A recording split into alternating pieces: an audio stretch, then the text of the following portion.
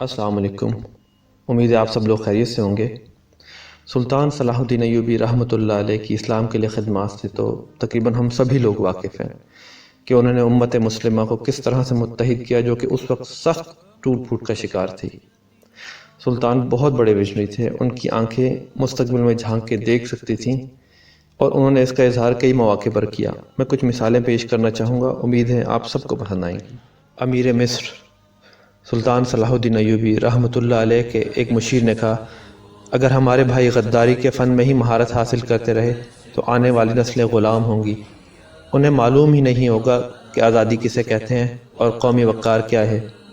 क्या हमारे पास इसका कोई इलाज है? सुल्तान सलाहुद्दीन अय्यूबी रहमतुल्लाह अलैह ने कहा, कौम का जहन बेदार करो, कौम को रियाया न कहो।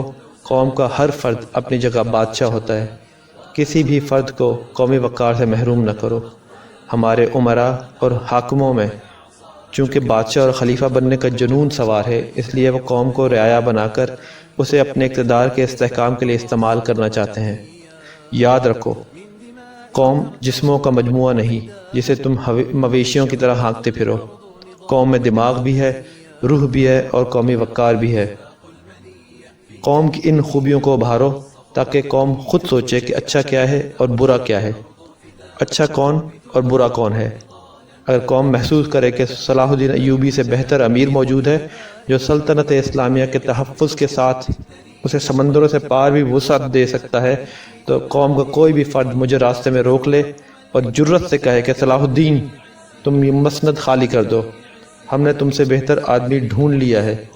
कौम में ये सोच भी हो और जुर्रत भी और मुझ में फिर ओनियत ना हो कि उस खिलाफ बात करने वाले की गर्दन मार दूं।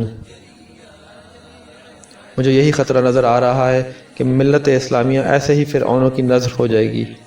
कौम को रियाया और मवेशी बना दिया जाएगा, फिर मुसलमान नहीं रहेंगे, ये बराए नाम मुसलमान होंगे।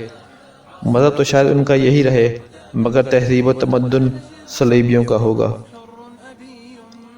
आप प्लीज़ मुझे कमेंट्स में बताएं कि जो कुछ उन्होंने कहा था सही ना था, आज ये प्रूव हो रहा है। बहुत शुक्रिया। अस्सलाम वालेकुम। अगर वीडियो पसंद आए तो प्लीज़ लाइक करें, शेयर करें और सब्सक्राइब करें। बहुत बहुत शुक्रिया।